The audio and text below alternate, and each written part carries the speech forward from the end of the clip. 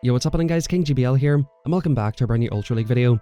Today I'm going to be showcasing a very strong team that went very positive for me yesterday, featuring Sandslash, Poliwrath and Cresselia.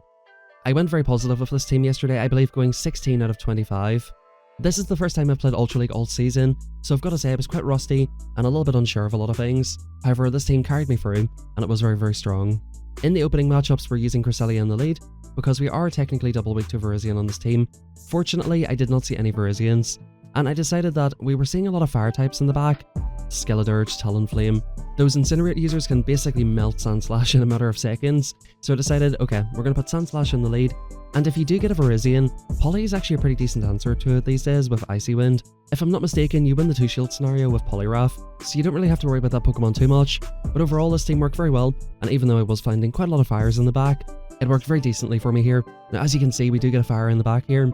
I am loaded on energy, so I can knock the fire off a dying move, and I'm basically just going to stay in here and go into Poliwrath. Poliwrath is about my best answer to the fire types, and it's also why I'm running Future Sight on Cresselia. Moonblast is a fantastic move, so if you do want to run double nukes, that's completely up to you, but I do like the Grass Knot coverage for, you know, like a cheaper move to throw Poliwrath, or if you do happen to see any Swamperts, Walreins, and things like that. Now right here, we build up some extra energy with Poly and come into Cresselia to basically tank the Disarming Voice. Disarming Voice coming through, and we're going to look to basically build up. The opponent comes back into a Bomb of Snow, and pretty much what I need to do here is come back out of this match with a Future Sight. I undercharged that. Perhaps I undercharged it a little bit too much. I maybe could have fully charged it or just done a couple of bubbles off. We shield up the Energy Ball, and we're going to try and commit to the farm down here.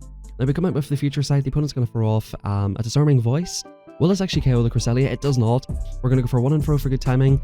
This will all but take them out, and we should be able to come in with Poliwrath and basically clean it up at this point. Poliwrath coming in. Do they get to the move? They do not. And thankfully we can get to the Icy Wind to win game 1. Guys, just before we hop onto the video, apologies for the lack of uploads this week. My kids have had the flu and my wife's been working this weekend, so I've been very busy this week. And also with Great League being in its 2nd week of rotation, I just didn't really have a lot of teams to showcase. And to be honest with you guys, since hitting 2997 last week, and since recording some Spice Battles with Emolga and the Triple EV theme team, I've actually been struggling to get out of Veteran. So hopefully this week in Ultra League, we can look to grind our way up towards, Expert and of course Legend. With all that being said guys, let's hop into the rest of these battles. And if you don't mind doing so, drop a like in the video and subscribe if you haven't already. So in this next matchup here, we do have an Ampharos lead. Ampharos is quite an interesting one, but Cresselia is just so bulky, it doesn't really care about Ampharos that much. The opponents already went down a shield, so they're not going to invest another one. I think after the opponent seeing how much damage the Future Sight done, they probably regret shielding the first one. Now the opponent, I believe, do not build up towards the Focus Blast. What I'm most likely going to do is shield once and farm it the whole way down. Do they? Oh, they do get to a last second move, unfortunately. So we're going to preserve some health here for most likely what's going to be a flaming... Oh, it's a Charizard. Okay, it's not a flaming alligator or a flaming Kentucky Fried Chicken Bird of Death. It is Charizard, which is a much more manageable match for Sandslash. You can get off Ice Punches and the wing attacks are resisted here. We're going to look to basically build up and catch the move in Poly. And at this point, the opponent can stay in and look to fire further charge moves, or they can reveal what's in the back. It is a Sceptile. Now we do have a shield, and this Leaf Blade will do a lot of damage. I do call the Breaking Swipe. The opponent goes straight for Leaf Blade, and we're going to go for the Icy Wind. Sceptile, a very spicy pick for the Ultra League, but it does a lot of damage by the looks of things. Now we're going to leave it on 1 HP, and unfortunately we're kind of forced to shield up a potential Leaf Blade here. The opponent goes for a dirty Breaking Swipe, and we're going to farm it the whole way down. The opponent's going to come back in. They're super low, but because the opponent got their 50% chance of debuff, they survive that move. Now is this enough for the Blast Burn? I was streaming in Discord. Shout out to Jamie, he said this is only a Dragon Claw. I'm like, okay, I think it's just a Dragon Claw. He's like, nope, it's just a Dragon Claw. So good games. The opponent got the dirty Breaking Swipe debuff there, but good games nonetheless. We do manage to win that one. Now Sandslash versus Cresselia, very negative lead. I decided to stay in here and start throwing Future Sights. I believe you can win some shielding scenario going straight Future Sight, which is pretty funny to be honest. We do go for catch and Poly here. I can't exactly come into this behind an energy with Slash, which is sort of another reason I decided to put Slash in the lead. Now the opponent comes into a Giratina. This is actually a win for Poly as well. I believe Poly wins this either in the 1s or 2s. You debuff this thing into Oblivion, and yeah, it's basically GG's. What I do decide is that by the time they sort of have their wicked way with me here, I'm going to be so low, the Poliwrath's going to be basically useless, right? So we're going to try and get a shield advantage out of this matchup, and try to get an energy lead with our own Sandslash, and basically just hope they don't have a fire in the back. We're going to get to a last second Icy Wind. The opponent cannot quite farm us down. Poly too thick, and as you can see, we've got a very high defense stat on the Poly. In comes Sandslash. We're basically willing to eat any sort of moves I want to throw here. A couple of Shadow Sneaks, absolutely no problem. And we're basically going to commit to the entire farm down. Now their Sandslash, I believe, built up to 10 Shadow Claws before throwing the Drill Run. so we should be a little bit ahead of them. And of course we're up a shield. The opponent comes into a Tentacruel. We're going to go for a massive overfarm just before the Scald and look to fire off back-to-back drill runs here. Drill run number 1, we're going to CMP on the second one, and this will look to take them out. Now at this point, guys, we still have a pretty healthy Cresselia, and we're basically in range to one-shot the opponent. Now I knew the opponent was going to go for an Ice Punch. I was almost going to let it go, but I'm up 2-to-1 shields. It's sort of a situation where you don't have to call the bait, so I decide, like, I go straight drill run, I just shield twice, and it's as simple as that. Even if they bait me twice, they still can't outpace me. I decided to let this one go. Good games. The opponent's only win con was to go for that, and even at that point, it still was not a win con, so one future side from that range would have taken it out, and of course, up a shield, Cresselia will do fine.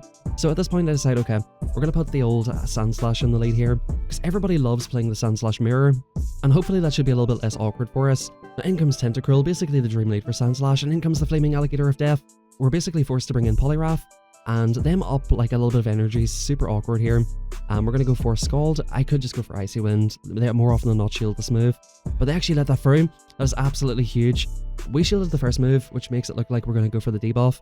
Of course I am hoping to get the debuff, but I'm going to do so by going for the Scald. This is the only opponent I think who let that move go, and yeah, they do shield up the second move. Now here I'm thinking, okay, I'm just going to farm it down. I do love the Disarming Voice, and they come in with Tentacruel again, so this is absolutely perfect. The Alligator is super low. We've got this hard locked under a Sandslash.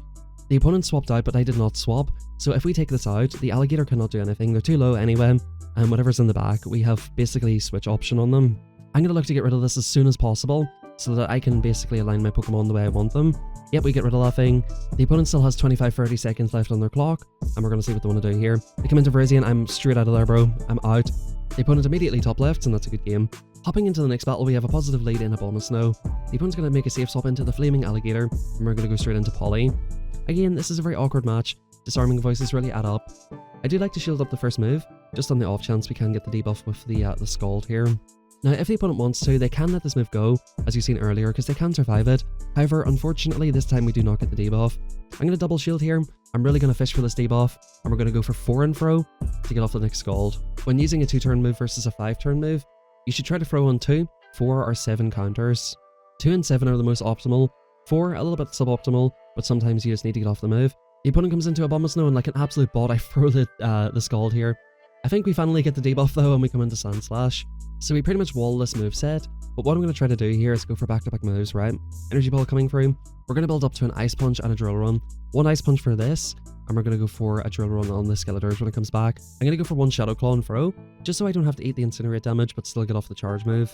This should hopefully take them out. No, they live on 1 HP, so I will have to actually eat the Incinerate, and I'm also going to have to eat a Disarming Voice, which is pretty unfortunate. The opponent comes into a Charizard, so maybe we're still okay here. We're going to get off this Ice Punch, and we're going to come into a Cresselia. The opponent will reach a Blast Burn. How much does a Blast Burn do?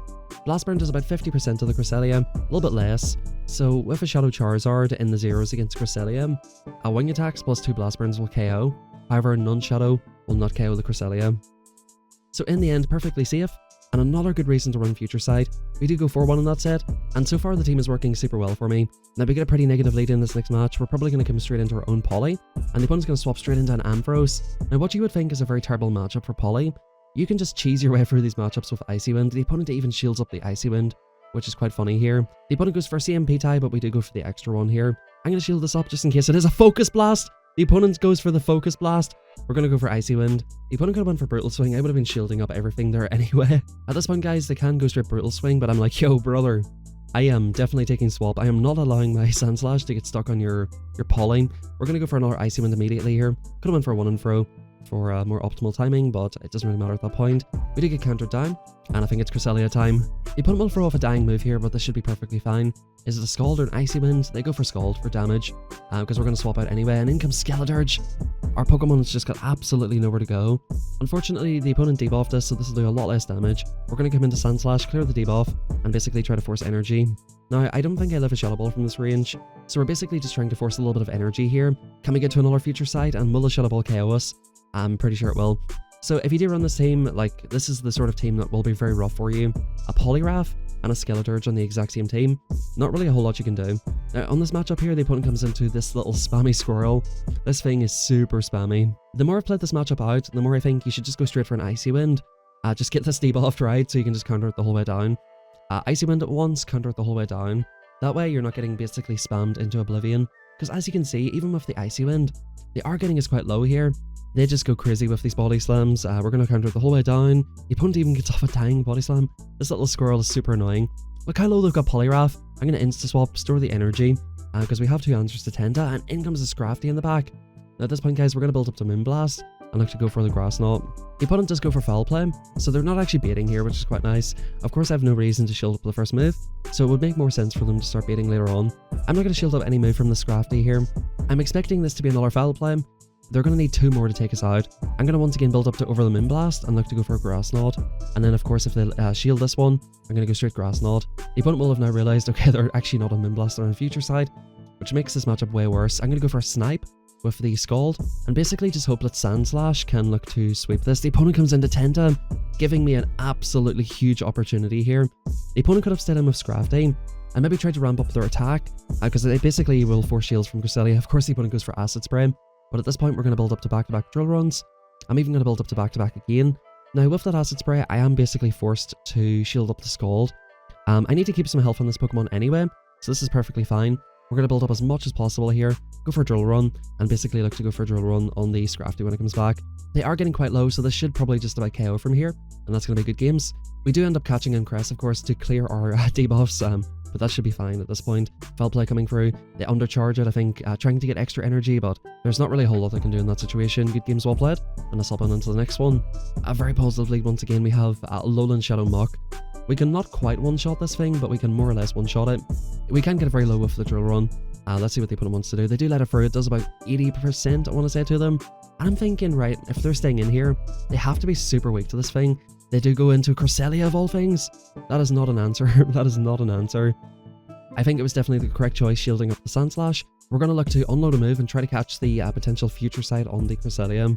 The opponent, unfortunately, does go for Moonblast, so this is going to be a very slow and painful match here. What can I say here, folks? They're going to go for a Moonblast. I'm going to go for Grass Knots. We're going to speed this up to 4 times speed. Anyway, guys, how are you all doing? Hope you're all having a fantastic day. Hope you're enjoying this very exciting gameplay in the Ultra League, Cresselia versus Cresselia. After a lot of Grass Knots and Moonblasts, we do finally take this thing out. And back in comes Mach. I decide to aggro swap, and in comes a Gliscor. I'm super happy I got that energy lead. And I'm going to respect a potential Aerial-Ace. They do go for Night Slash, which is quite annoying. But the good thing here is, I can basically force both shields with Icy Wind, and then look to take care of it with the Sandslash. So the opponent is basically triple weak to Sandslash, and that's why I really like this Pokemon in this team.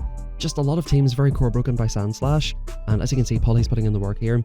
Now, the opponent has to go for an Earthquake, that does KO, but we're just loaded on the Sandslash here. We're absolutely loaded. I go for the Overfarm, just to make sure they don't go for the catch, but even if they do catch, we definitely make it to 2 anyway. In comes Mach, and that's going to be a good game. In this next battle, we have another Abomasnow. For whatever reason, this Pokemon's quite popular. I guess it can be quite a core breaker as well. We're going to stay in with Sandslash for a while, because we don't really have a great answer. And of course, we have a great answer for Abomasnow and Poliwrath. Yep, Drill Run number 1 coming through. Now, I decide here, the opponent most likely goes for straight Surf, just to try to grab a shield off me, land a hard-hitting move. They do go for a second one. This will be their final move. So I'm happy enough to shield this and keep some health on Sandslash. Like I said, Sandslash has a habit of core breaking entire teams. So we're going to see what's in the back. Could be like a Tentacruel. It is the Flaming Alligator. And we're going to get off a dying move. So this is a little bit tricky, right? We have Poly for Abomasnow. However, Energy Ball does a lot of damage.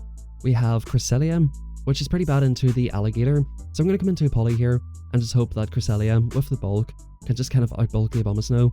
As always, we're going to shield up the first move, and we're going to catch in Cresselia, thinking the opponent most likely will go for a Disarming Voice, and they will be forced to go for a Shadow Ball if they stay in here. Now, I'm going to basically try my best to force the shield, or force the energy. The opponent will go for a Shadow Ball. Does a Shadow Ball KO from this range? It does not. Cresselia is just too fake. We're going to go for as many future sites as possible here, and if possible, try not to eat a move on Poly. Of course, an Energy Ball from Abomasnow will do a lot of damage. We are going to get to move number 2 here, and the opponent will be getting super low at this point, where like 1 or 2 counters is going to KO. The opponent actually ends up getting scared and throws energy.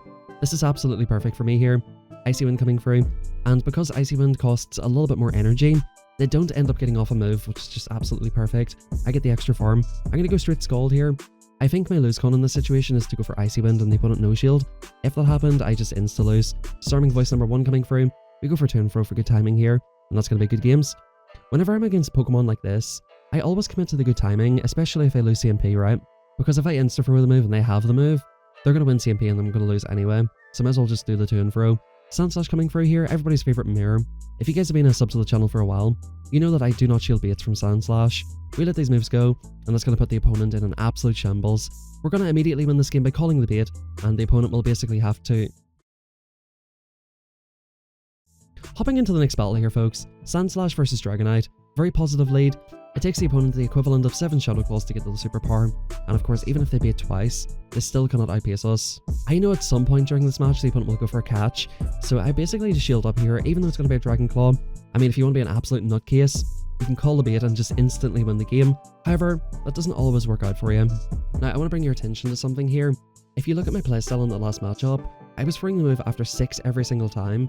They picked up on my playstyle and decided to catch after I'd done 6 Shadow Claws.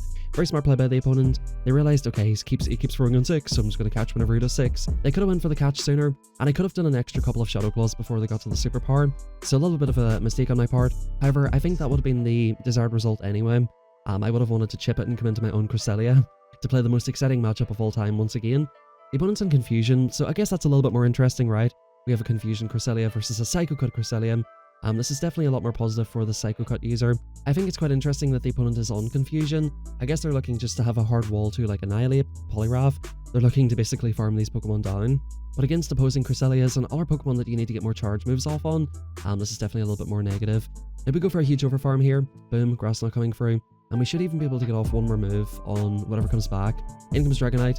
I store up a little bit more energy and go for the snipe with Sandslash. Fortunately, the opponent did not predict it, and in comes Obstagoon. This is game over. Game, set, and match. Poliwrath's going to come in, get off 2 counters, and the opponent's going to immediately top left.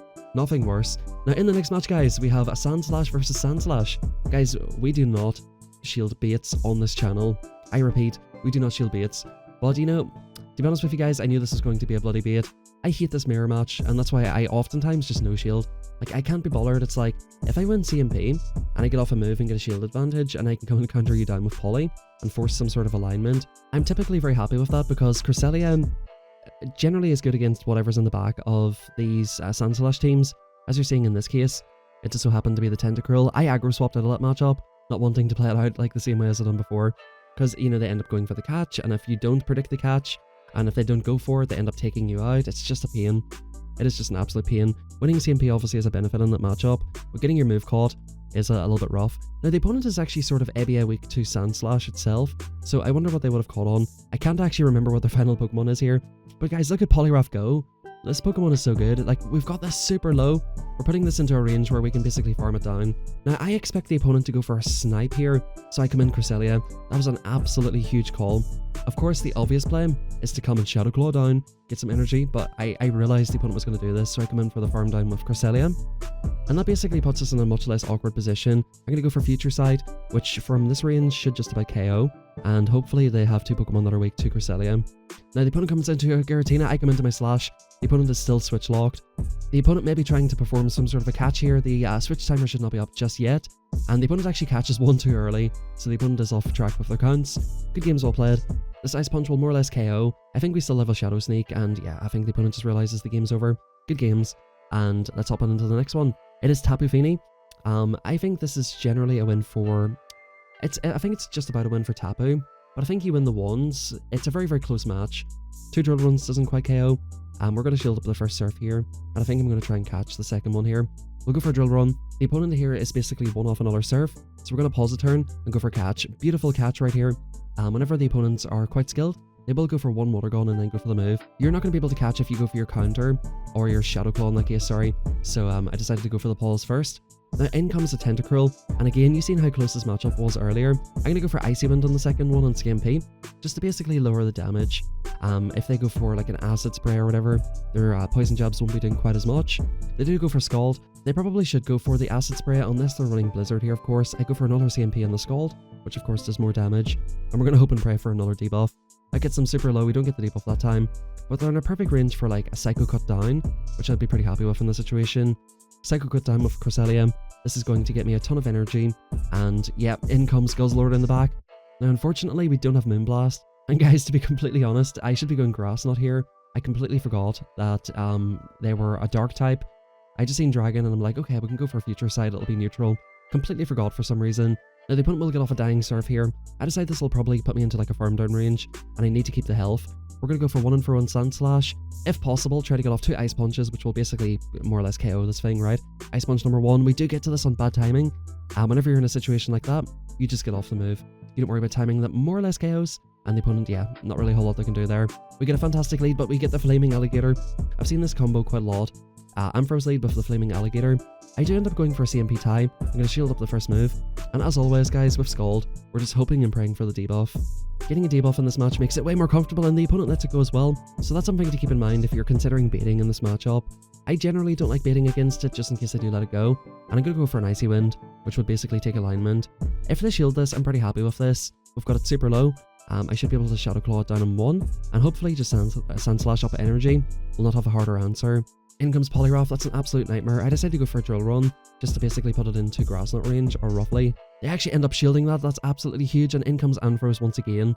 Now I'm thinking here, okay, they're going to have Brutal Swing no doubt, so I probably should invest my shield in this matchup. As you can see that, Future Sight does a lot of damage, and they're basically in range for 1 move. Brutal Swing coming through, I let the first one through just in case they're on like Thunder Punch, Focus Blast, or some, interesting moveset like that. I'm going to go for a huge overfarm and build up to almost back-to-back Grass Knots. Now at this point, guys, we should definitely be able to get off a Future Sight on the Poly. However, the Poly is non-shadow, and as you guys have seen, Poliwrath is super thick. Now at this point, guys, Future Sight coming through, the opponent instantly throws their move trying to debuff my attack. They go for the Scald. I don't know if they got the debuff or not, but I decide I need to get off this move. And guys, unfortunately, because I get the 1-turn swap, which is normal, I do not get off the Ice Punch. The opponent would have countered me down from here, so I sort of had to try and make that play. But good game, so we finish off 3-2. And I think I gained maybe like 70 elo yesterday. So if you're looking for a good team to try in Ultra League, I do recommend this one. We're up to 2580, so like 75 elo I gained yesterday. Good games, guys. I hope you enjoyed the video. If you did, please drop a like, subscribe to the channel if you haven't yet done so, and let me know your thoughts and opinions in the comment section down below. Thank you very much for watching, guys. As you can see, we're walking a Shadow Bastiodon.